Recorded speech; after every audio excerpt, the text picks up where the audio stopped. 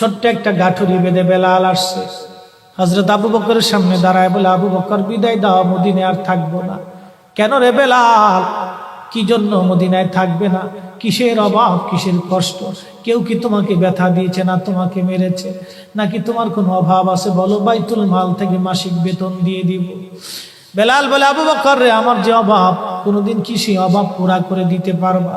বলো রে বেলাল, তোমার কিসের অভাব? বলে, আবু বকর, আমি আজান দিলে নবী নামাজে আসতো। বলো, এখন আজান দিলে কি নবী নামাজে আসবে? আবু বকর বলতেছে, বেলাল রে, তুমি কি নবীরে ভালোবাসো, আমরা কি ভালোবাসি না? বেলাল বলে, আবু বকর, তুমিও ভালোবাসো, আমিও ভালোবাসি।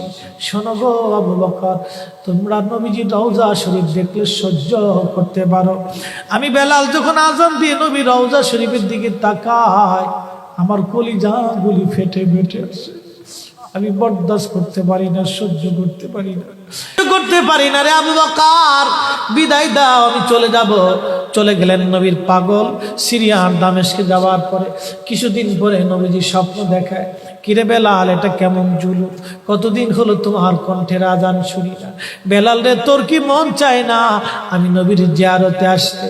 বেলাল আয়, আমি নবীর জিয়ারতে আয় রে বেলাল আয়, কতদিন হলো তোমার কণ্ঠের আজান শুনি না। স্বপ্ন যখন নবীজি দেখাইছে, এ মুসলমান, হযরতে বেলাল সুদূর সিরিয়ার দামেস্ক থেকে পাগলের মতো দৌড়াইলেন, পাগলের মতো ছুটে আসলেন। যখন মদিনাতে আসলেন, তখন তাহাজ্জুদের সময় চলতেছিল। তাহাজ্জুদের সময় চলার সময় হযরত বেলাল রাদিয়াল্লাহু আনহু কাঠের জালি দিয়ে তখন রওজা শরীফ ঘিরে রাখা ছিল। ওই জালির পাশে বসে বসে, জালির সঙ্গে মাথা ঠেকাইয়া নবীর পাগল বসে বসে গুনগুন গুনগুন করে কাঁদে আর বলে, হুজুর, আপনি আসতে বলেছিলেন, গোলাম এসে হাজির হয়েছে। নবী গো, আজান দিতে বলেছেন, আমি আজান দিলে আপনি আগে নামাজে আসতেন, এখন আজান দিলে কি নবী আপনি নামাজে আসবেন? হুজুর, এখন আজান দিলে কি আপনি নবী নামাজে আসবেন? নতুন মুয়াজ্জিন আসছে আজান দেওয়ার জন্য। এসে দেখে নবীর মুয়াজ্জিন বেলাল কাঁদে। ডাক দেখে মদিনাবাসী, শুনছো, নবীর মুয়াজ্জিন ফিরে এসেছে, বেলাল আসছে, বেলাল ফিরে আসছে। এই কথা শোনার পরে সব সাহাবী ঘর থেকে বের হয়ে দৌড়ায় এসে দেখে বেলাল কাঁদে। সাহাবীরা বলে, বেলাল আজান দাও, কতদিন হলো তোমার কণ্ঠের আজান শুনি না। বেলাল আজান দাও, কতদিন হলো আজান শুনি না রে বেলাল। বেলাল বলে, সাহাবীরা রে, আমি আজান দিলে কি নবী নামাজে আসবে বলো? সালমান ফারসি রাদিয়াল্লাহু আনহু ডাক দেখে, সাহাবীরা, আমাদের কথায় বেলাল আজান দিবে না, তোমরা যাও দেখো হাসান আর হুসাইন দুইজন ঘরের মধ্যে আসে। ইমাম হাসান হুসাইন রাদিয়াল্লাহু আনহুমা যদি বলে, তাহলে বেলাল অবশ্যই আজান দিবে। সালমান ফারসির পরামর্শে সাহাবীরা দৌড়ায় গেলেন। বর্তমান 7 নম্বর গেট বাবু সালাম বরাবর একটা মসজিদ আছে, মসজিদে আলী। এটাই ছিল হযরত ফাতেমা রাদিয়াল্লাহু আনহার বাড়ি। এই বাড়িতে দৌড়াই যাওয়ার পরে ইমাম হাসান হুসাইন রাদিয়াল্লাহু আনহুমা দুইজনকে নিয়ে আসা হলো। দুইজনকে নিয়ে আসার পরে হযরত ইমাম হাসানকে দেখতে আমার নবীর মতো দেখা যাইতো, চেহারাটা রাসূল করিমের চেহারার মতো ছিল। নাতি দৌহিত্র নানার চেহারা পেয়েছিলেন, ইমাম হুসাইন ও নানার সুরত পেয়েছিলেন। দুই ভাই নানার সুরত পেয়েছিলেন। হযরত বেলাল রওজা শরীফ থেকে উঠে হযরতে হাসানের বুকের মধ্যে মাথা ঠেকায় কাঁদতেছে, ইমাম হুসাইনের বুকের মধ্যে মাথা ঠেকায় কাঁদে। হযরত ইমাম হাসান ডাক দেখে, নানার মুয়াজ্জিন, কতদিন হলো তোমার কণ্ঠে আজান শুনি না, যেই কণ্ঠ দিয়া নানার আজান শুনাইতা, যাও গো ওই কণ্ঠ দিয়ে আমাদেরকেও আজান শোনাইয়া যাও। যখন হযরতে বেলাল ইমাম হাসান এই কথা বললেন, হযরতে বেলাল দৌড়ায় গেলেন। যেই বনু নাজ্জার গোত্রের মহিলা সাহাবীর ছাদের উপরে দাঁড়ায় বেলাল আজান দিত। আবু দাউদের 519 নম্বর হাদিসের মধ্যে আসছে, প্রত্যেক ফজরের নামাজের শুভেচ্ছা আদিকের আগে বেলাল দাঁড়াইতেন। দাঁড়ায় আজানের আগে বলতেন, আল্লাহুম্মা ইন্নী আহমাদুকা ওয়া নাস্তাঈনুকা আলা কুরাইশিন ইউকিমু দীনাক। প্রত্যেক ফজরের আজানের আগে এই দোয়াটা পড়ে বেলাল আজান শুরু করতেন। হযরত বেলাল রাদিয়াল্লাহু আনহু আজকে তাহাজ্জুদের আজান দিতে গেছে। আজান দিতে যাওয়ার পরে হযরত বেলাল যখন আজান দিলেন, আল্লাহু আকবার, আল্লাহু আকবার, আজানের মধুর ধ্বনি সারা মদিনার রং সরিয়ে গেল, মদিনার ঘর থেকে সব সাহাবী বের হয়ে দৌড় মারছে। আবার যখন বলেন আল্লাহু আকবার, আল্লাহু আকবার, সব সাহাবী, মহিলা, বৃদ্ধ, বনিতা ঘর থেকে বের হয়ে দৌড় মারছে।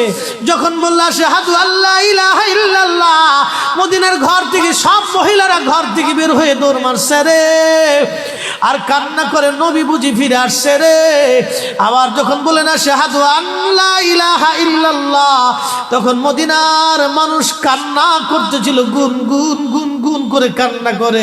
মদিনার ভিতরে আওয়াজ বের হয়ে গেল, নবী বুঝি আসছে রে, নবী বুঝি ফিরে আসছে রে, নবী বুঝি ফিরে আসছে রে, নবী বুঝি আসছে।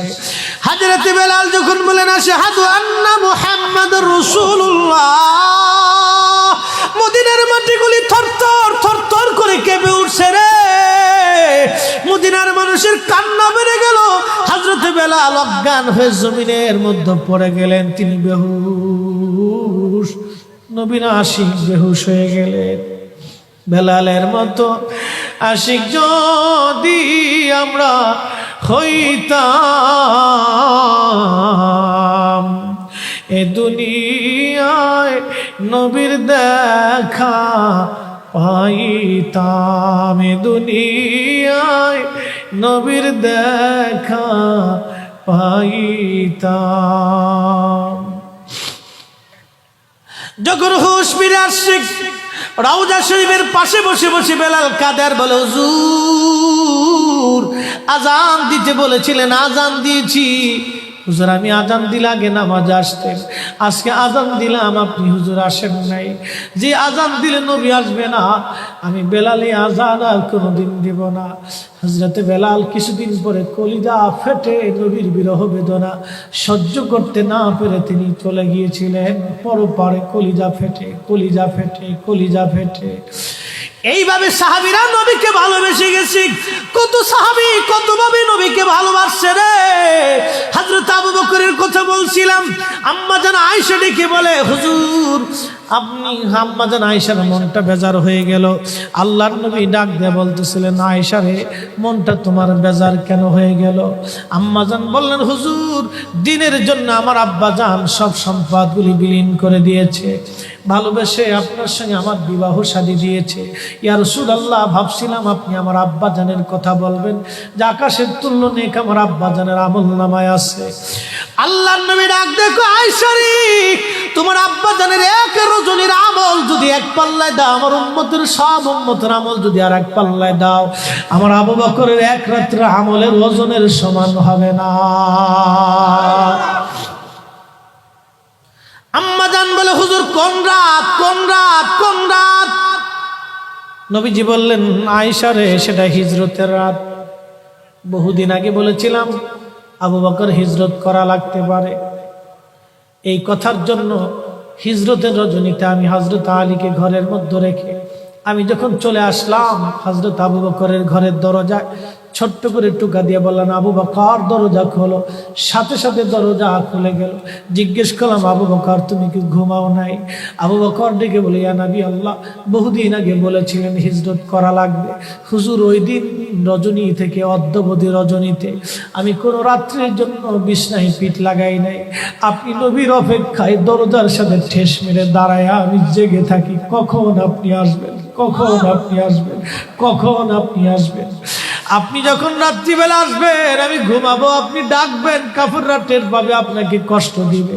হুজুর একটা রজনীর জন্য আমি বিছনায় পিঠ লাগাই নাই, আপনি নবীর অপেক্ষায় দাঁড়ায় রয়েছি, দাঁড়ায় আসি, দাঁড়ায় আসি, আমি ঘুমাই না। আয়েশা রে, এই রজনী আল্লাহর কাছে এত ভালো লাগছে, এত ভালো। আরে সাহাবী আবু বকর নবীকে ভালোবেসে নবীর অপেক্ষায় দাঁড়ানোর জন্য, নবীর জন্য দাঁড়িয়ে থাকার জন্য, নবীর জন্য দাঁড়িয়ে থাকার জন্য আল্লাহ এত বড় প্রতিদান দিয়ে দিলেন, এত বড় বেনিফিট দিয়ে দিলেন, এত বড় বেনিফিট, এত বড় বেনিফিট, এত বড় মর্তবা, এত বড় মর্যাদা নবীর জন্য, নবীর জন্য, নবীর জন্য, নবীর জন্য, নবীর জন্য। সাহাবীরা নবীর জন্য দেওয়ানা, নবীর জন্য জীবন দিতেন, নবীর জন্য সংসার করতেন, নবীর জন্য ব্যবসা করতেন, নবীর জন্য ঈমান আনতেন, নবীর জন্য জীবন দিতেন, নবীর জন্য যুদ্ধে যাইতেন, নবীর জন্য আমল করতেন, নবীর জন্য কোরআন বুঝতেন, নবীর জন্য ঈমান আনতেন। আল্লাহ চিনেছে নবী দেখে, আল্লাহ বুঝেছে নবী দেখে, আল্লাহ চিনেছে নবী দেখে, ঈমান এনেছে নবী দেখে, কোরআন বুঝেছে নবী দেখে, কোরআন মেনেছে নবী দেখে। আমরাও সুন্নিরা কোরআন বুঝি নবী দেখে, দিন মানি নবী দেখে, আমরাও ঈমান আনি নবী দেখে, আমরাও ভালোবাসি নবীকে। আল্লাহ পেতে চাই নবী দেখে, আল্লাহ পেতে চাই নবীর মাধ্যমে, আল্লাহ পেতে চাই নবীকে ভালোবেসে। কথা বলেন ঠিক না বেঠে?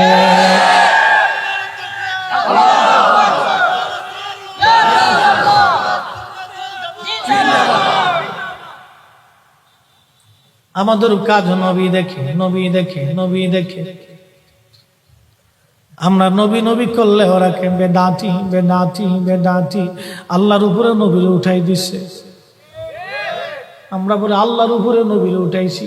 তাহলে আবু বকরকে যায় জিজ্ঞেস করো, আবু বকর আপনাকে যখন রসুল বলল, আপনি আবু বকরকে যায় জিজ্ঞেস করেন, আবু বকর রসুল যখন বলল সাহাবীরা আমার কাছে তিনটা জিনিস প্রিয়, 1 নম্বরে নামাজ, 2 নম্বর সুগন্ধি, 3 নম্বর আমার বিবিগণ। তখন আবু বকর কেন বলেছিল, হুজুর আমার কাছেও 3টা জিনিস প্রিয়। 1 নম্বর আপনার নূরানি চেহারা মোবারকের দিকে তাকিয়ে থাকা আমার কাছে প্রিয়। 2 নম্বর আমার জীবন যৌবন সহায় সম্পদ মাল সাবানা আপনি নবীর কদমে কুরবানি করা আমার কাছে প্রিয়। সুবহানাল্লাহ। আসতে কেন? তাহলে আবু বকর কি কোরআনের আয়াত পড়ে না? ইন্না সলাতি ওয়া নুসুকি ওয়া মাহইয়ায়া ওয়া মামাতি লিল্লাহি রাব্বিল আলামিন। আমার জীবন, আমার সালাত, আমার নামাজ, আমার জিন্দেগি, আমার পুত্র, আমার সহায়, আমার সম্পদ, আমার জীবন, আমার স্ত্রী, আমার সংসার, আমার সব আল্লাহর জন্য। আবু বকর কি এই আয়াত পড়ে নাই? তাহলে আবু বকর আয়াত বাদ দিয়ে নবীর কথা কেন বলল? তাহলে আবু বকর আল্লাহর উপরে নবীর উড়াইছে। বলে দিয়ে যাও, বলে দিয়ে যাও, বলে দিয়ে যাও, কিয়ামত পর্যন্ত সময়, কিয়ামত পর্যন্ত সময়।